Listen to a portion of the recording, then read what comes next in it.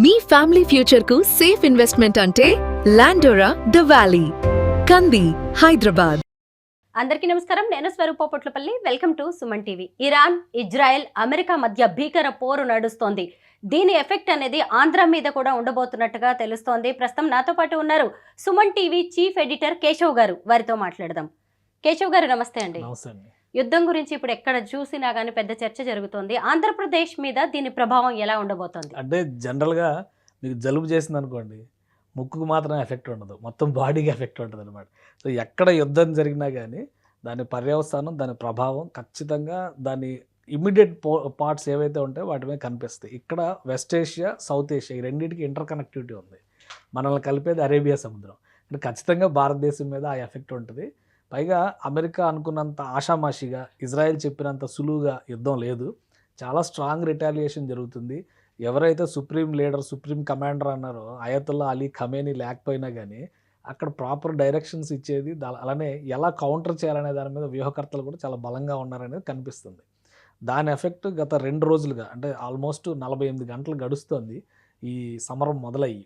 ఇది చూస్తే కనుక వందల డ్రోన్స్, సూసైడ్ డ్రోన్స్ అటాక్ చేస్తున్నాయి. ఒకటి కాదు, 10 దేశాలను టార్గెట్ చేస్తున్నాయి. మీరు చూడండి, గల్ఫ్ ఆఫ్ పర్షియాలో ఉన్నటువంటి ప్రతి దేశం ఎఫెక్ట్ అవుతుంది. ముఖ్యంగా యుఏఈ, ఇటు పక్కన సౌదీ అరేబియా, ఇవన్నీ కూడా, బహ్రెయిన్ కానీ, ముఖ్యంగా ఒమన్ వైపు కానీ, అసలు అటువైపు వెళ్ళేటువంటి నౌకలు నిన్న వచ్చిన సమాచారం ప్రకారం, అంటే రాత్రి వచ్చినటువంటి సమాచారం ప్రకారం 8 ఇరాన్ వార్ షిప్స్ని ధ్వంసం చేసామని చెప్పని అమెరికా చెప్తుంది. అసలు వార్ షిప్సే ధ్వంసం కాలేదని చెప్పని ఇరాన్ చెప్తుంది. ఇంకోవైపు న్యూక్లియర్ పవర్ ప్లాంట్ల పైన కూడా అటాక్స్ చేస్తున్నారని చెప్పని చెప్తుంది. అంటే చాలా సీరియస్ వార్నింగ్ అనేది కనిపిస్తుంది. బ్రిటన్ కానీ, నాటో కానీ వీళ్ళు ఇన్వాల్వ్ అయితే ఇంకా సివియారిటీ పెరగవచ్చు. సో ఇవన్నిటి ప్రభావం చూస్తే ఒక్క రోజులో అయిపోద్ది అనుకున్నారు, 2 రోజులు అనుకున్నారు.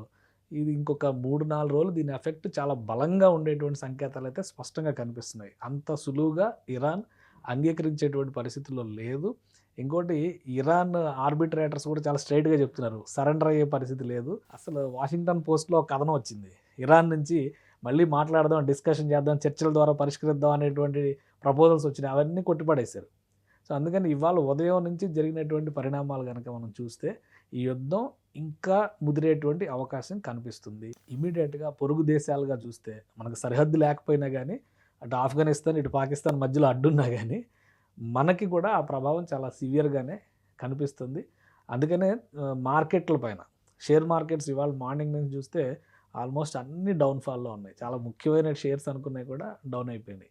అందుకనే దీని సివియారిటీ మాత్రం మరికొద్ది రోజులు, కనీసం 2-3 రోజులు కొనసాగే సంకేతాలు అయితే స్పష్టంగా కనిపిస్తున్నాయి. ప్రపంచ దేశాలను కూడా ఆలోచనలో పడేసిన ఈ యుద్ధం మీద భారత్ స్టాండ్ ఏంటి? అంటే ఇండియా ఒకటే స్టాండ్తో ఉంది ఫస్ట్ నుంచి కూడా. ఇక్కడ ఒకే ఒక కాన్ఫ్లిక్ట్ పాయింట్ ఏంటంటే, ఈ యుద్ధం జరగడానికి, అటాక్ జరగడానికి ముందర ఇజ్రాయెల్ పర్యటనకి ప్రధానమంత్రి నరేంద్ర మోడీ వెళ్ళడం అనేది కొంచెం నెగిటివ్ ప్రొజెక్షన్ చేసే ప్రయత్నం జరుగుతుంది.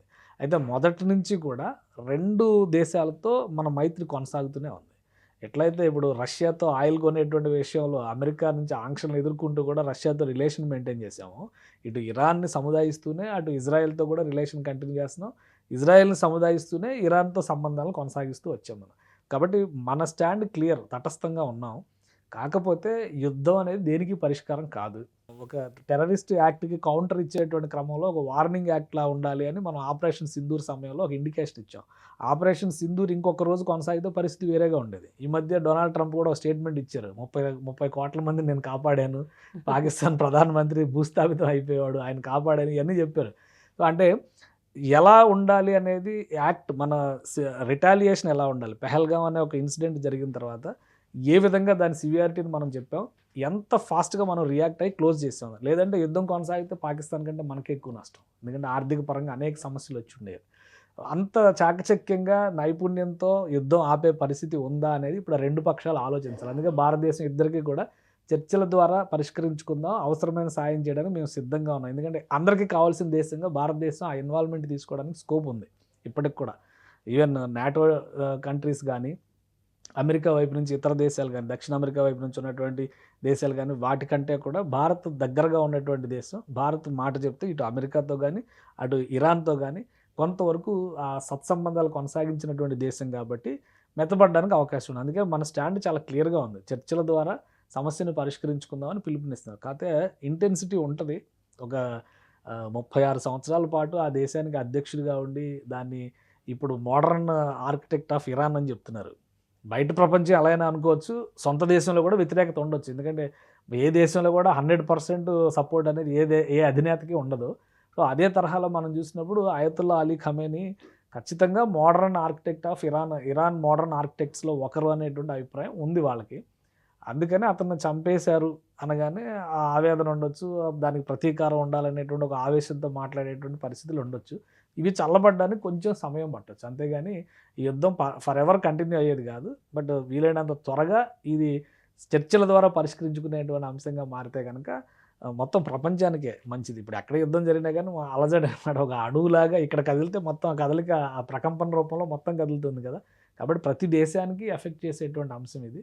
వీలైనంత తొందరగా చర్చల ద్వారా పరిష్కరించే దిశగా అడుగులు పడాల్సిన అవసరం అయితే కనిపిస్తుంది. రష్యా ఉక్రెయిన్ మధ్య జరిగిన వార్తో ఎంత ఉత్పాతం జరిగిందనేది మనం అందరం కూడా కళ్ళారా చూసాం. యుద్ధం అనేది ఎప్పుడైనా సరే ఏ దేశానికైనా తీవ్ర నష్టాన్ని కలిగిస్తుంది. అసలు ఇప్పుడు ఈ దేశాల మధ్య యుద్ధానికి దారి తీసిన ప్రధాన కారణాలు ఏంటి? అంటే ఒకటి, ఇది చారిత్రకమైనటువంటి కోణం ఉంది ఇందులో. చాలా లాంగ్, అంటే మనం ఒక 70-80 ఏళ్ళ చరిత్రను చూడాల్సినటువంటి అవసరం ఉంటుంది, ఒకరోజు కాదు. ఇంకా చెప్పాలంటే ఇజ్రాయెల్ వర్సెస్ ఇరాన్ అంటున్నాం, బట్ ఇరాన్ ఇజ్రాయెల్ ఆప్తమిత్రులు. ఒకప్పుడు 1979లో ఎప్పుడైతే ఇస్లామిక్ రెవల్యూషనరీ గార్డ్స్ అని చెప్పని సైన్యం ఏదైతే ఇరాన్ను ప్రొటెక్ట్ చేస్తుందో, వీళ్ళందరూ ఇజ్రాయెల్తో చాలా క్లోజ్గా ఉన్నటువంటి వాళ్ళు, చాలా క్లోజ్గా ఉన్నటువంటి వాళ్ళు. పైగా ఇజ్రాయెల్ దేశం ఆవిర్భవించినటువంటి సమయంలో అరేబియా దేశాలన్నింటిలో కూడా ఎక్కువ మైత్రి కొనసాగింది ఇరాన్తోనే. అది అప్పుడు పరిస్థితి. ఎలా అయితే ఉక్రెయిన్ రష్యా మాజీ సోవియట్ దేశాలు, వాళ్ళలో వాళ్ళకి ఒక ఇంట్లో గొడవ లాంటిది, ఇంట్లో వచ్చినటువంటి కలకలం లాంటిది అయి ఉండొచ్చేది. సో అలాంటి సందర్భం మనం ఈ ఉక్రెయిన్ వర్సెస్ రష్యా చూస్తాం. కానీ ఇరాన్తో వచ్చేసరికి ఏమవుతుందంటే ఇజ్రాయెల్ జ్యూస్, ఇరాన్ వచ్చేసరికి ఇస్లాము, ఈ రెండింటి వలన మతపరమైనటువంటి వైరుధ్యాలు విభేదాలు కూడా ఉండడం వలన ఇది ఒక చాలా సీరియస్ అంశంగా మారిపోయింది. 2 కారణాలు ఉన్నాయి. ఇజ్రాయెల్ వ్యవహరిస్తున్నటువంటి శైలి ఒక కారణం అని అనుకుంటే, రెండో వైపు నుంచి చూస్తే తీవ్రవాద చర్య, తీవ్రవాదం ఏ రూపంలో ఉన్నా కానీ దాన్ని ఖండించాల్సిందని ప్రపంచ దేశాలు అన్నీ చెప్తున్నాయి, ఇరాన్తో సహా. కానీ అదే ఇరాన్ హిజ్బుల్లా విషయంలో కానీ, హమాస్ విషయంలో కానీ, హుతీల విషయంలో కానీ డబుల్ స్టాండర్డ్స్ అనుసరిస్తుంది అనేటువంటి విమర్శను ఎదుర్కొంటుంది. సో ఈ రోజు జరిగినటువంటి అటాక్, అంటే 2 రోజుల క్రితం జరిగినటువంటి అటాక్ కూడా ఖమేనీ ఆయా తీవ్రవాద సంస్థలకు చెందినటువంటి కీలకమైన ప్రతినిధులతో ఒక ముఖ్యమైన భేటీ నిర్వహిస్తున్నారనేటువంటి సమాచారమే ఇప్పుడు నేరుగా ఆయన టార్గెట్ చేసేటువంటి పరిస్థితి క్రియేట్ చేసింది. 2 సంవత్సరాల క్రితం గాజా స్ట్రిప్లో ఏం జరిగింది, ఇజ్రాయెల్ ఎలాంటి పరిస్థితులు ఎదుర్కొంది, అది కొనసాగింపు చర్యగా అక్కడ ఉన్నటువంటి యమన్ వైపు నుంచి కానీ కవ్వింపు చర్యలు కంటిన్యూగా అవి కొనసాగుతూనే ఉన్నాయి అదే పనిగా. కాబట్టి అంత ఈజీగా సమసిపోయే అంశం కాదు. కాకపోతే ఇక్కడ 2 విషయాలను ఫస్ట్ నుంచి కూడా చెప్తున్నారు. ఈ తీవ్రవాద చర్యలు ఒకవైపు, రెండో వైపు నుంచి న్యూక్లియర్ బాంబు తయారు చేసేటువంటి ప్రయత్నాల్లో న్యూక్లియర్ బాంబు ఉంది, దానికి కావాల్సిన టెక్నాలజీ అంతా సమకూర్చుకుంది ఇరాన్, దాన్ని తయారు చేసే ప్రయత్నాల్లో ఉందనేదే కదా ప్రధానమైనటువంటి ఆరోపణ. సో అందుకనే ఒక పెద్ద ఎత్తున కౌంటర్ ఇవ్వాల్సిన అవసరం ఉందని ఇజ్రాయెల్ అమెరికా ఫీల్ అయినాయి, దానికి ఇచ్చినాయి. దానికి తగ్గట్టుగా అక్కడ రిజల్ట్ జరిగింది. దానికి తగిన రిటాలియేషన్ కూడా ఇప్పుడు ఇరాన్ ఇస్తూ ఉంది. 2 రోజుల నుంచి చూస్తున్నాము, చాలా స్ట్రాంగ్ రిటాలియేషన్ ఇచ్చింది. ఈ స్థాయిలో కౌంటర్ చేయగలరు. ఎందుకంటే దాదాపుగా పర్షియన్ గల్ఫ్లో 10 దేశాలు 27 చోట్ల ఉన్నటువంటి అమెరికన్ ఎయిర్ బేస్లను టార్గెట్ చేసి అటాక్స్ చేస్తుంది ఇరాన్. అంటే అది ఆషామాషి విషయం కాదు, చాలా పెద్ద విషయం అది. ఎందుకంటే బహ్రెయిన్లో 5th ఫ్లీట్ 1972 ఇండియా పాకిస్తాన్ యుద్ధం జరిగినప్పుడు ఇండియాను లొంగదీయడానికి అక్కడ ఉన్నటువంటి 5th ఫ్లీట్నే ఇండియా వైపు అమెరికా పంపించింది. దానికి కౌంటర్గా రష్యా తన సబ్మెరైన్ ఫోర్సెస్ని పంపించేసరికి అప్పుడు మళ్ళీ ఇది ఒక అంతర్యుద్ధంగా మారుతుంది, ప్రచ్ఛన్న యుద్ధం కాస్త డైరెక్ట్ యుద్ధంగా మారుతుంది అనేటువంటి ఒక అభిప్రాయంతో అమెరికా సంయమనం పాటించాల్సి వచ్చింది. ఈలోపు బంగ్లాదేశ్ ఆవిర్భావం జరిగిపోయింది. అలాంటి 5th ఫ్లీట్ హెడ్ క్వార్టర్స్ని టార్గెట్ చేసింది ఇరాన్. అక్కడ డ్రోన్స్ వర్షం కురిపించింది ఈరోజు ఉదయం అంతా కూడా, పెద్ద పెద్ద భవనాలు. ఇంకోటి 2-3 విషయాలు, అంటే ఆంధ్రాతో కనెక్ట్ అవుతుందని చెప్పని నాకు అనుకున్నాం కదా. సౌదీ అరేబియాలో అరామ్కో అని చెప్పని ఒక పెద్ద రిఫైనరీ ఉంది. ప్రపంచంలోనే అతిపెద్ద రిఫైనరీ కంపెనీస్లో, పెట్రోలియం రిఫైనరీస్ కంపెనీస్లో అదొకటి. రోజుకి 5 లక్షల బ్యారెల్ల పెట్రోలియంను బయటికి తీస్తారు అక్కడ. దానిపైన అటాక్ చేసింది ఇరాన్. ఎవరు ఊహించాలి, అది చాలా పెద్ద నష్టం కింద చూడాల్సి ఉంటుంది.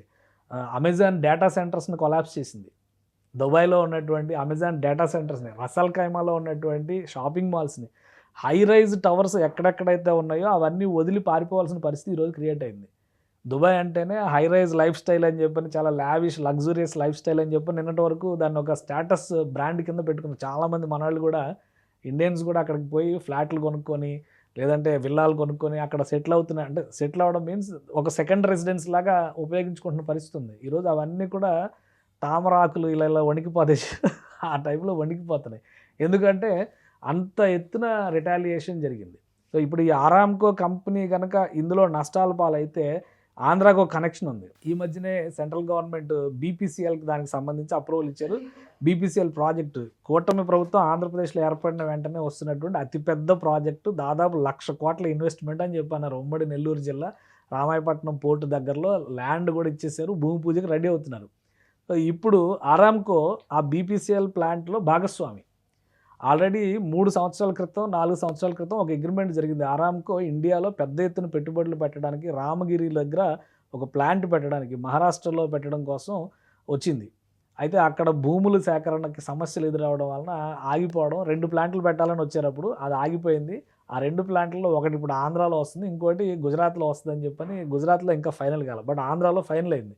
రేపో మాపో భూమి పూజ అనుకుంటున్నారు, ఈ మార్చిలో కానీ ఏప్రిల్లో కానీ భూమి పూజ అనుకుంటున్నారు. అందులో పెట్టుబడులు పెట్టబోతుంది ఆరామ్కో. ఇప్పుడు అక్కడ వార్ ఎఫెక్ట్ వలన నష్టం జరిగితే ఈ పెట్టుబడులు పెట్టడానికి కానీ కొంత జంకవచ్చు. అంటే అఫ్కోర్స్ ఇది బీపీసీఎల్ వెంచర్ కింద ఉంటుంది కాబట్టి బీపీసీఎల్ ఇనిషియేట్ చేస్తుంది, పనులు ముందుకెళ్తాయి. బట్ భాగస్వామిగా, విదేశీ భాగస్వామిగా క్రూడ్ ఆయిల్ సప్లై అంతా అక్కడి నుంచే రావాలి కదా, మనం అంతా కూడా దిగుమతులు కదా. ఆల్మోస్ట్ ఇండియా దిగుమతులు చేసుకుంటున్నటువంటి పెట్రోలియం ఉత్పత్తుల విషయంలో భారతదేశం 87% దిగుమతులపైన ఆధారపడుతుంది. అందులో దాదాపు 45 నుంచి 60% హోర్ముజ్ జలసంధి, అంటే ఈ పర్షియన్ గల్ఫ్ నుంచే రవాణా అయ్యి వస్తున్నాయి మనకి. ఈ యుద్ధం ఎక్కువ కాలం జరిగితే పెట్రోలియము అన్ని ధరలపైన ఎఫెక్ట్ చూపిస్తుంది. మనం పెట్రోల్ ధరలు పెరిగితే నిత్యావసరాల ధరలు పెరుగుతున్నాయి అనుకుంటున్నాం కదా, ప్రతి ట్రాన్స్పోర్ట్తో ఇంటర్లింక్ అయి ఉన్నటువంటి ప్రతి రంగంలో కూడా ధరల పెరుగుదల అనేది ఉంటుంది. అంటే ఆ రకంగా కూడా మనకి ఎఫెక్ట్ అవుతుంది. ఇన్వెస్ట్మెంట్స్ పరంగా ఎఫెక్ట్ అవుతుంది, ధరల పెరుగుదల పరంగా ఎఫెక్ట్ అవుతుంది. ఓవరాల్గా ప్రపంచ శాంతి విషయంలో ఈరోజు ఇంటర్నేషనల్ అటామిక్ ఎనర్జీ ఏజెన్సీ చెప్పినటువంటి రిపోర్ట్స్ ప్రకారం ఇజ్రాయెల్ అమెరికా చేసినటువంటి అటాక్స్ వలన ఎక్కడైతే న్యూక్లియర్ స్టోరేజ్ ఉందో అక్కడ కనుక లీకేజెస్ ఫామ్ అయితే అది మోస్ట్ డేంజరస్ యాక్ట్ అని చెప్పని అంటున్నారు. అది జరిగితే ఒక ఇరాన్కే కాదు, మొత్తం వాతావరణానికి ఎఫెక్ట్ చూపించేటువంటి అంశం అవుతుంది. అందుకని చాలా క్రిటికల్ సిచ్యుయేషను. అందరూ కూడా సంయమనం పాటించాల్సినటువంటి సందర్భం. ఎమోషన్స్ ఉండొచ్చు కానీ వాటిని ఎలా కంట్రోల్ చేసుకోవాలనేటువంటి ఆలోచన చేయాలి. ఒక దేశాధినేతని నేరుగా అటాక్ చేసి చంపడం అనేది ఖచ్చితంగా అది దుందుడుకు చర్యగానే చూడాలి. ఇప్పటివరకు మనం చూడాల, ఈ మధ్య కాలంలోనే ఇలాంటివి స్టార్ట్ అయినాయి. సో అది ఎలాగా మనం దాన్ని ప్యాసిఫై చేయగలం, ఇరాన్కి తగిలినటువంటి గాయానికి మందు ఎలా రాయగలం, at the same time Iran ఇచ్చినటువంటి రిటాలియేషన్ వలన మళ్ళీ అరేబియా మొత్తం, పశ్చిమాసియా మొత్తం అశాంతిలోకి అలజడిలోకి వెళ్లకుండా ఉండాలంటే ప్రపంచ నాయకత్వం బాధ్యత, ఐక్యరాజ్య సమితి ఇన్వాల్వ్మెంట్ చాలా ముఖ్యమైనటువంటి అంశం. భారతదేశం లాంటి తటస్థ దేశాలను అందులో ఉపయోగించుకుంటే కనుక వీలైనంత త్వరగా ఈ సమస్యకు పరిష్కారం రావడానికి అవకాశం ఉంటుంది. మొత్తం మీద ఈ యుద్ధ ప్రభావం అనేది మన ఆంధ్రప్రదేశ్ మీద ఉండబోతోందని మీరు క్లియర్గా చెప్పేశారు. త్వరలోనే పరిస్థితులు చక్కబడాలని కోరుకుందాం. థ్యాంక్ యూ సో మచ్ అండి. Thank you.